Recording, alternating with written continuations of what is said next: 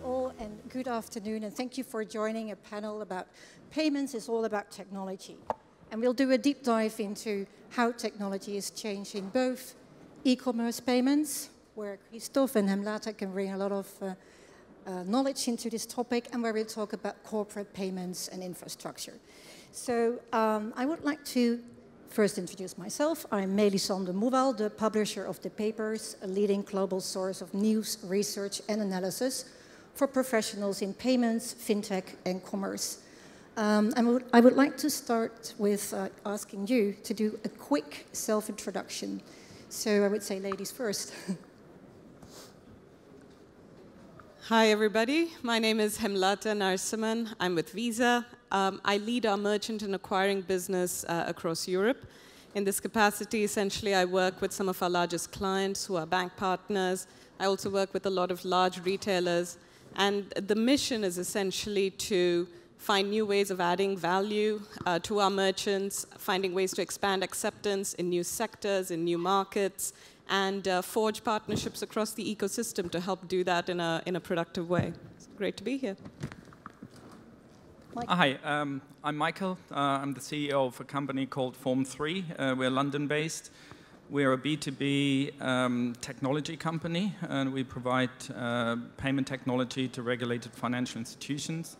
So we basically provide the systems that banks use to process payments after they've been initiated. So we connect our customers to clearing and settlement systems in a number of countries. A lot of real-time payments, ACH payments, SWIFT payments. We're not in the card space. We're not a payment service provider ourselves, so we are enterprise technology for financial institutions. Hello, I'm Christophe Bourbier from Limonetik. Limonetik, we are an international payment platform. We have 185 payment connected, covering 60 countries. And we are also a B2B payment platform. Our clients are mainly gateways, acquirers, payment institution, and payout provider. And we offer to them all those payment methods and also marketplace type of services, white label. Hi, I'm Mual, Stephenson. I'm CEO and founder of a business called Modulr. We're a digital alternative to commercial and wholesale transaction banking. We pulled together our API-led technology platform together with authorization as an e-money institution and direct access to payment schemes wherever possible, and if not, third-party access to bring that together to provide a service to both corporates and fintechs. Okay, thank you for introducing yourself. I would like to kick off with a question for Christophe. And if we talk about e-commerce payments, there's, 500 plus payment methods around the globe. If you look into what are the technologies that drive the popping up of all these new payment methods or the enhancement of these payment methods? So, yeah, what would be the technology? Yeah, behind this. Many of them. If I had to give a straight, simple answer, I would be that mobile is a key technology enabler for payment. Mm-hmm. All payment methods are not around mobile, but mobile has brought so many new things around payments. First, because Google Pay, Amazon Pay, and so on, they are around mobile. Secondly, because Alipay, WeChat, all those amazing alternative payment methods are around QR code. Mm-hmm. So it's, again, around mobile. And last but not least, some people like Uber, Deliveroo, you name them, those marketplaces, you use them through mobile and you don't realize anymore that you are paying something, some services or some product. So there are a few other things, mm-hmm. but mobile is a key element, technological element that has enabled this. Yeah, and if you look into how we pay globally, but also in Europe, how is that swifting? What kind of methods do you see being? So it varies a lot depending on countries. In France, we use a lot Visa, MasterCard, and carte bancaire, of course. 85% of transactions online are done with that. But if you look at Europe, you have more alternative payment that are used. And 50% of online transactions are done with alternative payment in Europe, and less with credit card. And then worldwide, alternative payment represents 75% of online and mobile transactions so wallet, QR code payments, direct banking payments, and so on. So amazing variety and amazing volumes coming from those different typology of payment methods. Yeah, so you mentioned real-time payments and obviously also open banking changes the way we pay. So what type of solutions is Visa going to offer, and how is Visa going to open up new segments so that people basically can pay the way they want to pay? Yeah, so I think there's a couple of layers to that question. I think the first is what we're trying to do is make sure we are in the middle of the flows no matter where they take place, whether it's government to consumer, whether it's B2B, whether it's P2P. We have a key role to play in that. So a few examples for that. One of our services called Visa Direct actually powers a lot of the P2P payments that happen. In fact, we power 7 of the services in the US. So Zelle, which some of you might know, to actually transfer between banks is powered by Visa Direct. Apple Pay Cash, we are actually behind it. So I think sometimes it may not be well known the role that Visa plays in those kinds of capabilities, but we've actually challenged ourselves to be in the middle of all of those flows wherever they take place. So that's one example. I think the second one is, again, we've looked at Visa Direct to be more of a push payment mechanism. So you can actually push from account to card, from card to card, or account to account. We've recently increased that service by acquiring Earthport, which some of you familiar on the ACH side would well know. That gives us connectivity to about 90% of the banked population around the world. What that means is we've now been able to extend our capabilities from just being able to move money between cards to actually moving between accounts, moving between card and account, any of those combinations. So when I think of open banking, or when we at Visa are looking at open banking, it's a massive opportunity to firstly extend our reach and go into new flows. I will say that I think there are some cornerstones in open banking. It's still important to think about authentication and how we solve for that. It's still important to have a system, if you're talking account to account, how will we manage disputes? How will we manage chargebacks? So it's not a trivial matter. So our approach is, be in the middle of those flows, find ways to add value on those flows, at the same time make sure that the card rails continue to be safe, secure, and seamless. Yeah. You mentioned the acquisition of Earthport. Recently, Plate was acquired by Visa. So how do you see this convergence of traditional card scheme payments and account-to-account bank payments develop? Yeah. So we're excited about the commitment we've made around Plaid's acquisition. A couple of things. We've been in the business of connecting consumers and merchants for a long time. That's our bread and butter, and Visa Direct and Earthport and so forth do that. Plaid is interesting because it actually takes us between developers and consumers. It's a slightly different expansion of our capabilities. Again, what that helps us do is, Plaid is connected with consumer consent, is connected to many of the banks and connects to their open banking APIs. And so when fintechs are developing new services and so forth, Plaid is that connective tissue between the bank's APIs and the services that many fintechs would want to provide. So through this acquisition, it gives us an opportunity to participate in that flow. And again, that is a foundation on which we can build additional value-add services and so forth. Yeah, you mentioned some small issues still need to be developed in open banking and payments, resolution management, for instance.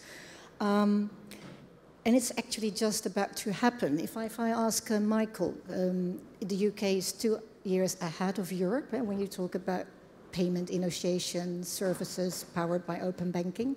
What is your take on that? What are sort of the capabilities that still need to be developed to basically make this into a payment method that is widely adopted? And I'm Dutch, so I always refer to the ideal scheme, which is basically open banking, but it's basically it's a scheme that works really well. So if I see some of the examples now in the UK, I'm always a bit like, okay, so what's new? We do this already for quite a couple of years.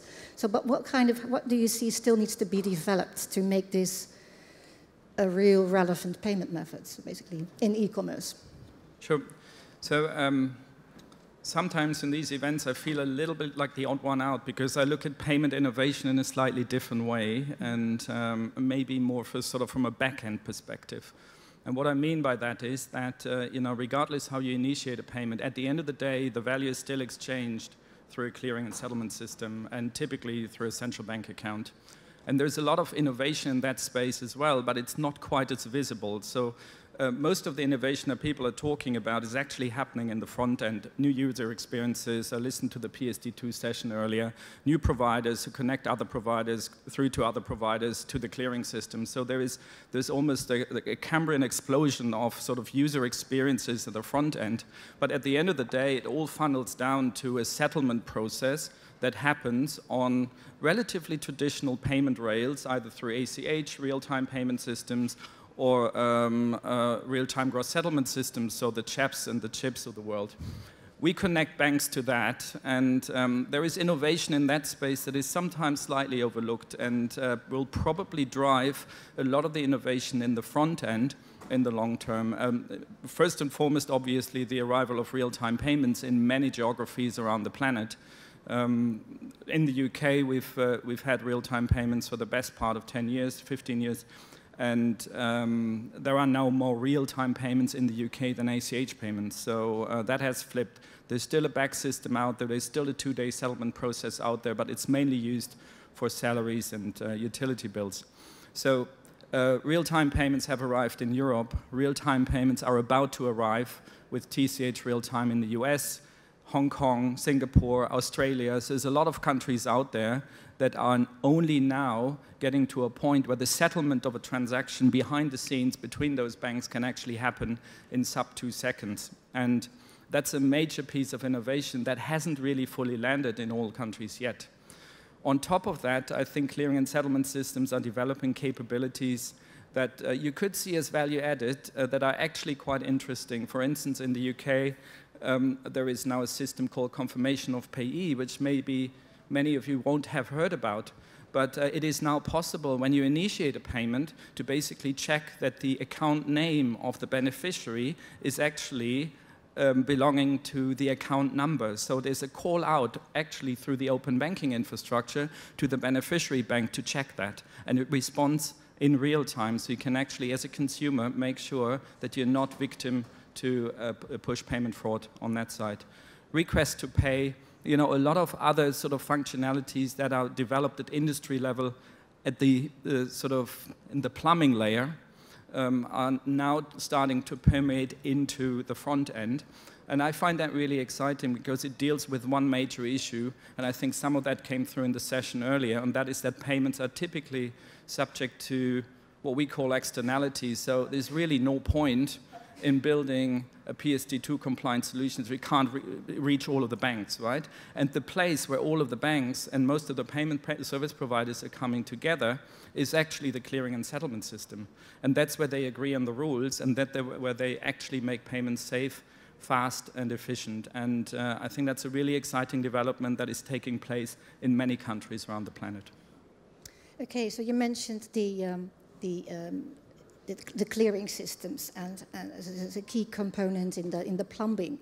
So what we see in the UK is that non-banks like Modulr, TransferWise I think was the first, are getting access to both faster payments but also to these direct settlement systems. What was the hard bit of this? Was it technology? Or, and this is, I would love to have Miles commenting on this. So what is the hard part of getting access to this? Is it technology? Is it other topics, other parts? Yeah, I think there are a combination of things which I can walk through, but I think it aligns very much with what Michael's saying around sometimes the innovation in the back office and if you like, the infrastructure and plumbing is forgotten about, and that's what is the enabling factor to enable the front-end experiences to happen in the way that consumers and businesses are now demanding. And part of that aligned to the innovation around the access to the infrastructure is the access. Mm-hmm. And one aspect that the UK is focused on is identifying that there was lack of competition in being able to enable access to that infrastructure. And part of that is widening the number of participants that are direct participants in the settlement systems, which started with encouraging more banks to participate, so challenger banks, and then going further and allowing non-bank financial institutions and primarily e-money institutions and payments institutions direct access to the central bank. And as that is, I think, a new innovative approach, I haven't seen anything else globally that's similar. I think so that So it is new.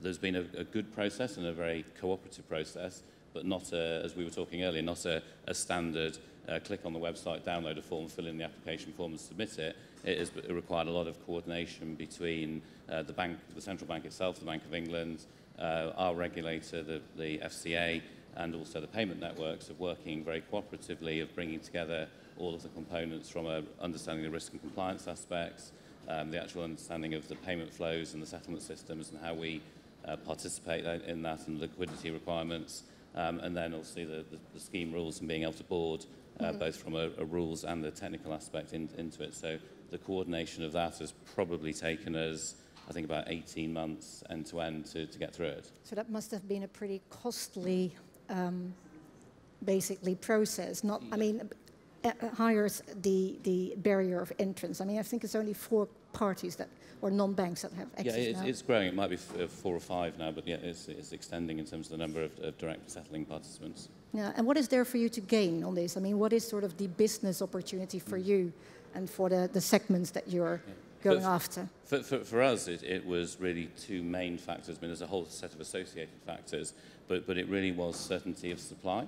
And because historically, particularly in the UK market, there have been a few large banks controlling the access to the payment schemes, payment networks, some of them have come and gone from that access, or changed the basis on which they can, based on good reason around their risk appetite, the regulatory changes, how they need to operate, ring fencing, a whole set of reasons. But that has created problems around competition and easy access to it. So for us, given our business, given we are an infrastructure, like plumbing business, providing that access to corporates and fintechs, making sure that we have that and certainty of that, and on the long term, that investment was really key. And then also being in control of our own destiny. So obviously within the boundaries of what is allowed from a regulatory point of view and from a scheme point of view, deciding our product development in our own timeline versus a partner that may or may not be aligned in terms of their product development. Maybe I should add to that. That is a solution that, to my knowledge, is very specific to the UK, where the Bank of England has been very open when it comes to opening central bank accounts at the bank.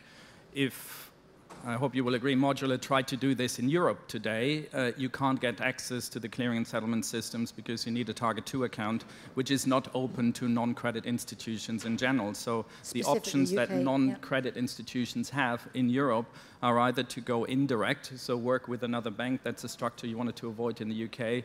And we've just brought and that's very, maybe a bit niche, but brought a sponsored solution to the market, which works with direct participation and liquidity provided by a bank.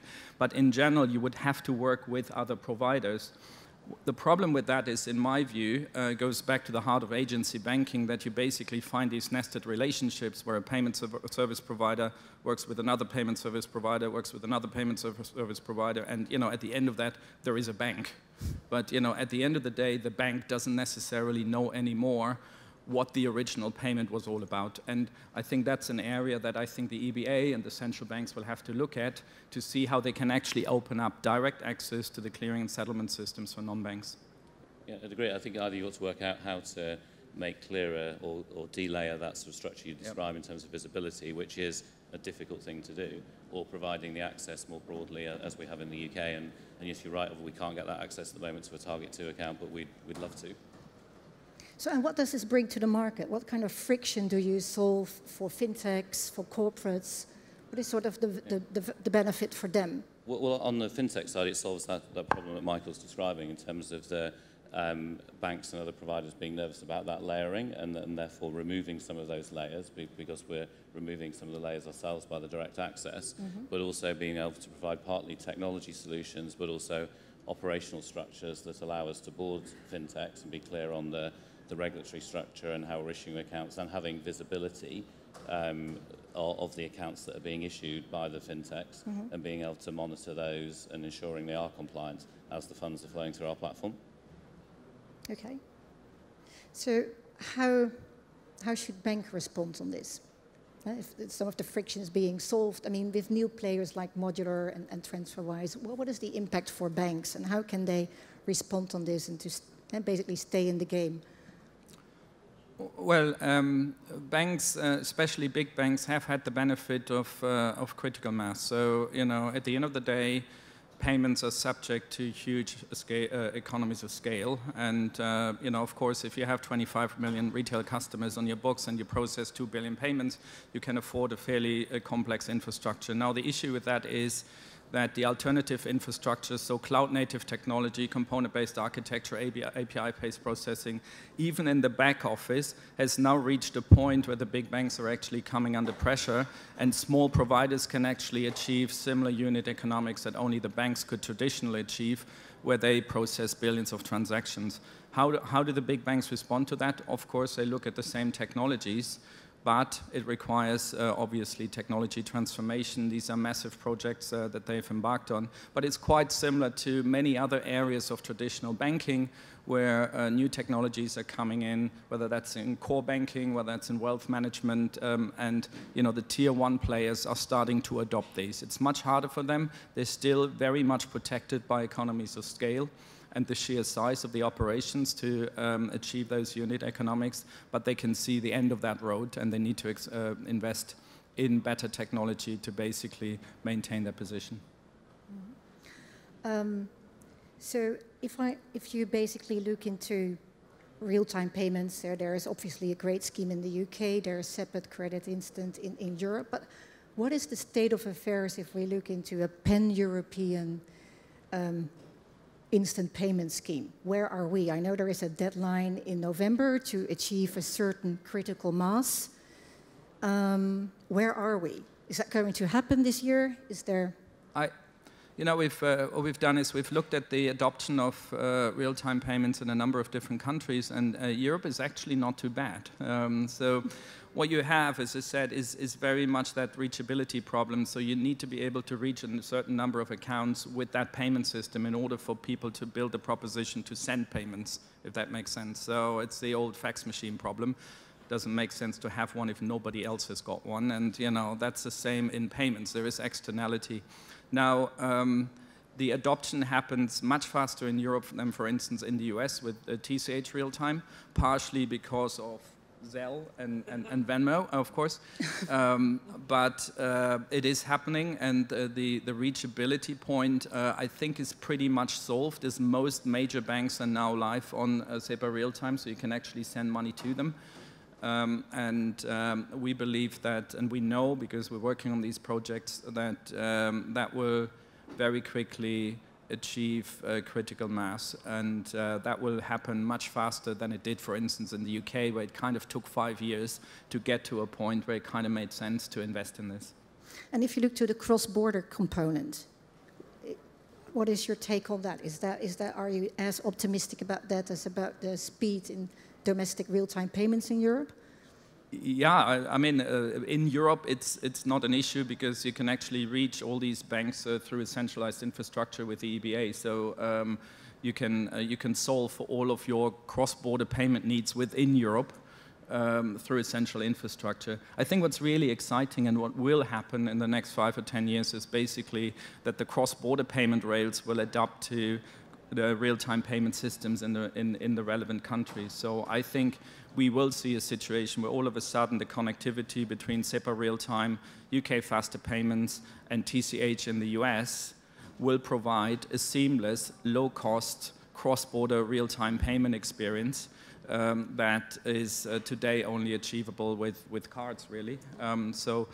I think there's a lot of people who are looking at real-time payments as a solution not only for domestic payment needs, but also a long-term solution for cross-border payments. Yeah, you know, I was also going to add, we do talk a lot about the infrastructure and how it's evolving in different ways to shave off seconds here and you know, make payments faster, but just stepping back a bit, you know, no one ever woke up in the morning saying, gee, I want to pay, gee, I want to move money, and it's going to be a great day. So I think if we bring some of the conversation also to, well, what is this adding for the consumer? Or what is it adding for the retailer? That's a big part of the equation, because sometimes moving money very fast is very important in certain segments, We found, for instance, in insurance, there's a real pain point. You don't want to get your claim by check, months and months after after an incident happens. You would like to get your claim quickly paid to you. So great use case for actually moving that kind of money faster. Likewise, you talked about e-commerce at the beginning, and again, stepping back to consumer value. Some of us very used to frictionless e-commerce transactions. Obviously, SCA is a landmark change in e-commerce, and it's a fine line between customer convenience and the additional security that, that we're trying to get into the ecosystem. So how do you pre-select merchants that you transact with frequently so that you're not stepped up and your experience remains seamless? There's a real value around that. So products and propositions that address those kinds of pain points, I think, are going to be the real differentiator, irrespective of whatever the rail is, fundamentally underneath. I think the big thing is what kind of value are we as an ecosystem able to build and deliver for both consumers as well as merchants? Yeah, you mentioned stronger customer authentication, one of the balance between user convenience and security. So if you look into that kind of technologies, so what are the implications for merchants and acquirers to get ready for this?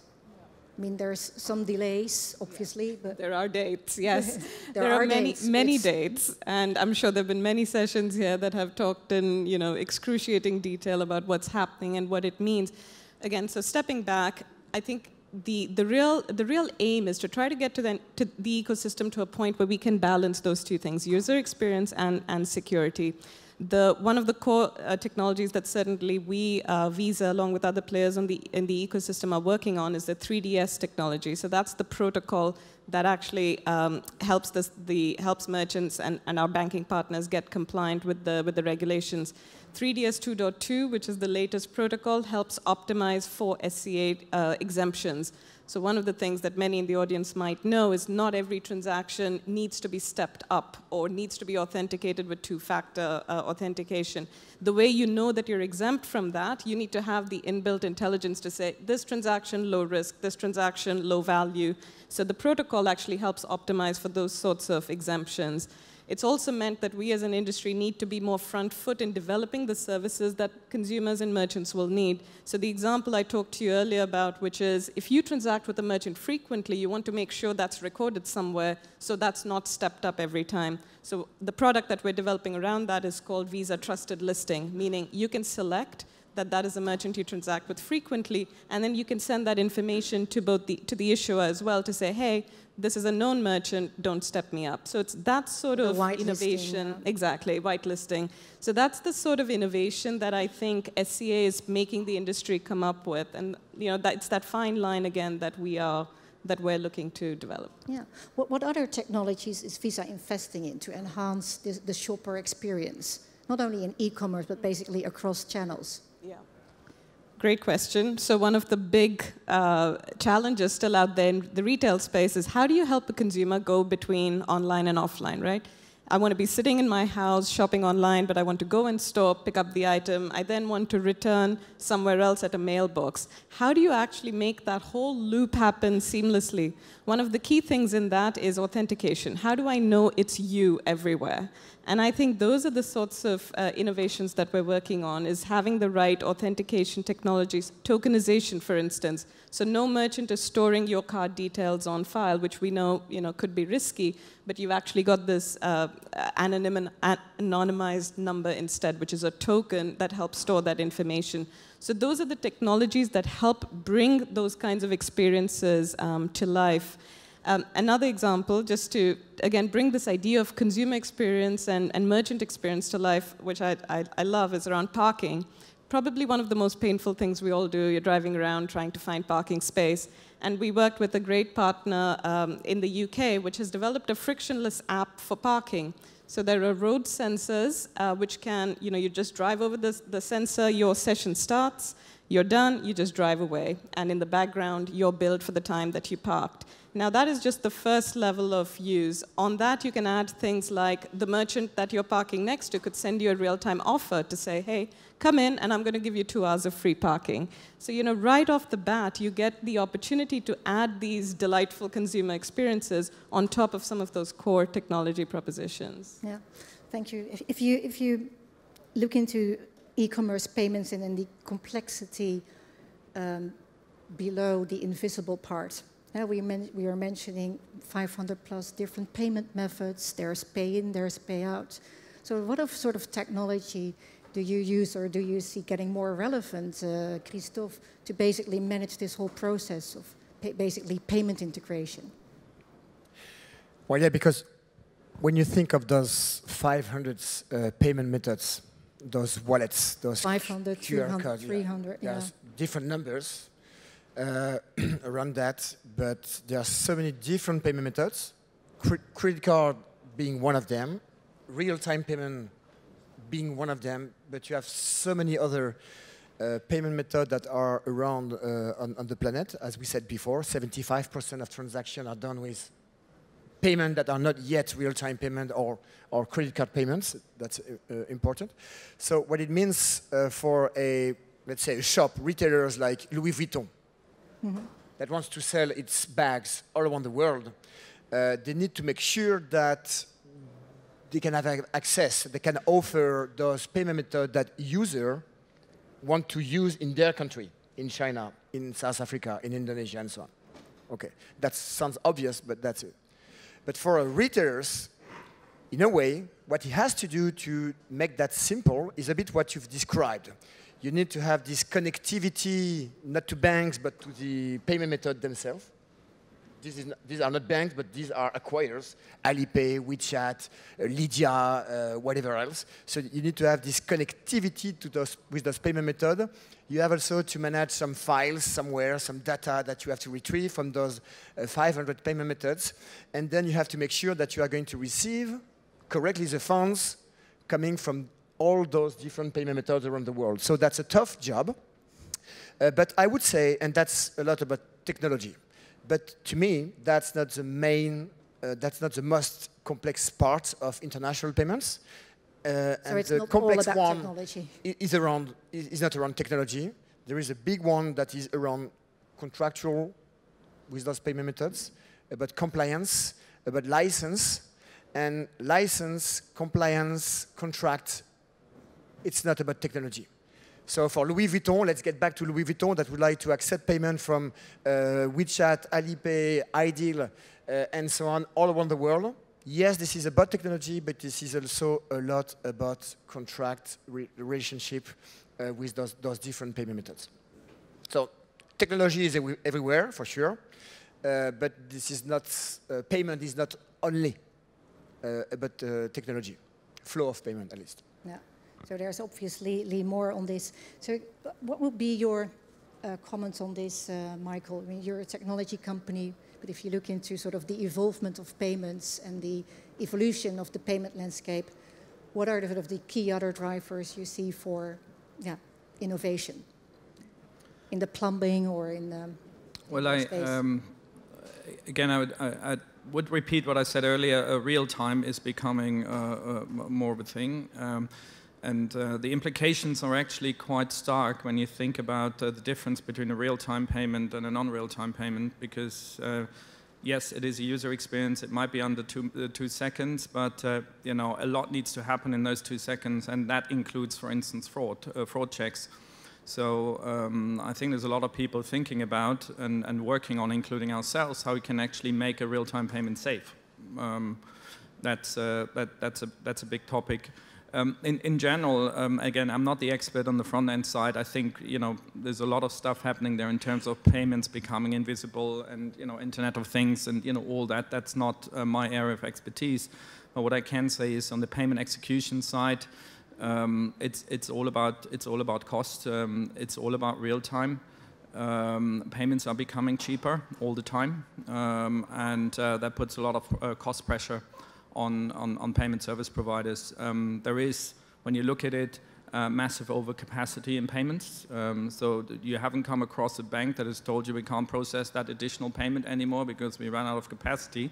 So there's massive capacity, and that means pricing will come down, and quite rightly so in some areas where payments are still complex. And you know, we're talking about PSD2 and real-time payments. You know, the other side of the UK is obviously we still handle checks.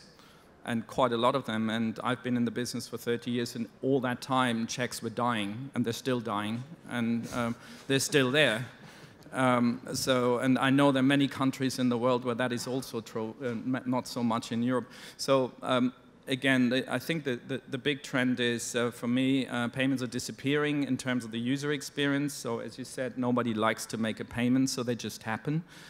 Payments are becoming cheaper, and most certainly there will be a lot more of them because mainly of cash substitution.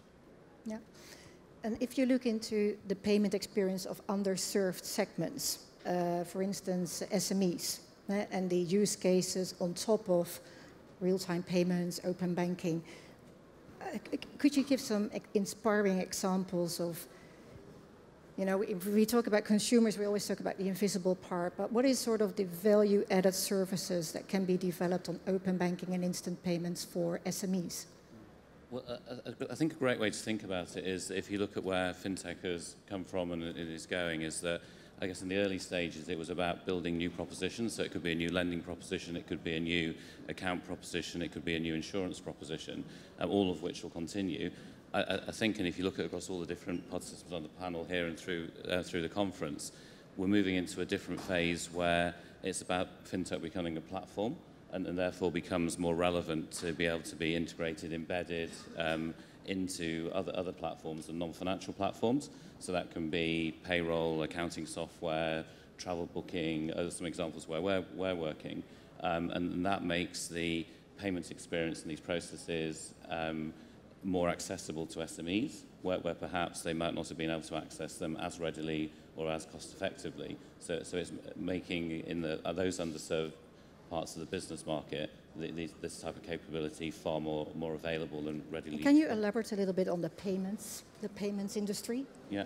They have a lot of, you know, B2C, B2B, quite a complicated payment schemes. So could you elaborate a little bit on what you basically bring new to these segments? So if you take a use case of us working with Sage as an accounting software provider, in that that has changed dramatically how their SMEs, their end customers, can automate payments and gain efficiencies. That sometimes people say to us, the problem you're solving doesn't exist. Well, perhaps it doesn't exist at a large corporate level, because a large corporate will have integrated its ERP system into its transaction bank, will probably have had a systems integrator to enable them to do that. That is possible, but it's very expensive. If you're an SME, bringing all of that together has not been particularly viable so far. Enter this sort of new phase of different services and capability and platforms that are now available. It becomes far more easy for a platform such as Sage to integrate payments, so they can then offer to an SME the ability to automate from the accounting software or the payroll platform, the automation straight through processing end to end, so they're not having to download files, manipulate files, expose themselves to security risks. Yeah. And that I think gives an example of the tangible benefits, but it's buried. What we find is it's buried quite deep in even small organizations where you've got the person running payroll who's worried about that automation process. The person running the business might not be, and it's exposing those inefficiencies that have created and continue to create a drag on business growth, UK, Europe, and much further afield. Yeah. I have one last question for the panelists, and that's, if you would give a piece of advice or a nugget of wisdom to the audience to bring back home, you know, when we talk about payments, technologies, and how our ecosystem is evolving, what would you like to share? Who would like to volunteer? So where should we look into? I'll start. I think a couple of things that always stand out for me. I think one is it's never been a better time to be a consumer, right? I think for most of us, great time. Incredibly difficult time to be a merchant, a retailer. So just something for us, I bring back that idea of value is technology is great, and you know, I know the topic for this session is technology is everywhere, but I do come back to we must question what the value is for the consumer, for the merchant, because if we're building a bunch of things where that value proposition is not actually clear, we're not actually solving a problem, removing a challenge, or enhancing the experience, we'll have a million of them and we'll be confusing a lot of people, but we won't really be doing anything better. So for me, the nugget is can we be very clear as an ecosystem on what problems we're trying to solve. And lucky for us, there's actually a lot of problems that we can solve as an ecosystem, whether it's for consumers or for merchants, and we talked about many of those examples. So there's a lot of good areas for us to go after, but we must be anchored back to what problem are we trying to solve and what value are we creating. Thanks. Michael. Well, maybe more as a consumer, I would say that, I think you mentioned that earlier, the payment is not really the thing, right? So you buy something, but you never think about the payment. So payments are unfortunately something that people only notice when it doesn't work. And then it becomes very annoying when you the supermarket checkout and you can't pay for your goods because the system is down. When you really want to pay your mate and you can't because your mobile application doesn't work. So I think payments are first and foremost about resilience. They're about availability, and they are typically the only one part of a transaction that the consumer finds a lot more interesting on the other side. So as much as I would say make it easy, make it simple and what have you, make it available all the time and make sure that there's no major hiccup on the availability side is probably even more important. Yeah, availability, reach. Yeah. Christophe. Well, maybe a bit the same, which is it's true that for your user everything is getting more and more simple. But on the other side, on the back end, for the retailers and the payment players, everything is getting more and more complex with all those payment methods, all we said just previously. So I believe now it's going to be a bit maybe obvious what I'm going to say, but the key element, the key success factor is to be able to gather the good components in a way. So doing everything itself is completely old-fashioned, of course, when you see all the complexity and how good you need to be in every step of a payment process. So I see the key success factor is good partnerships. Okay. Definitely. I think for me, one of the biggest learnings in building our business has been taking a very iterative approach to those points about the need for accuracy and running the processes in a real stable and compliant way.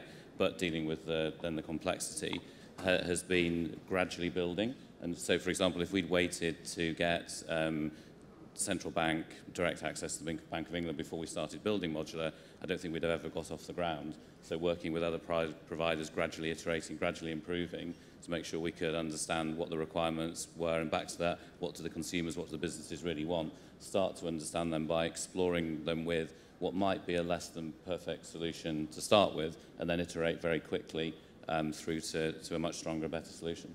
Yeah. So basically, payments is all about technology, but there's more. First, we have to check what problem do we solve. Is the payments available? Is it reachable? Is there reach? Can we basically have access to all consumers in Europe, or does the payments experience really different in the UK than in France? It's also annoying if you can't use your card in Metro 1, but you can't use it in the next Metro system. And then what you mentioned, partnerships. It's not only about technology, it's partnerships. And yeah, it takes time. Yeah. So we still pay with checks. We still will have cash, so it just takes a lot of time before we really change this payment ecosystem. Thank you so much for these insights and for these great panelists. And applause. Thank you. Thank you.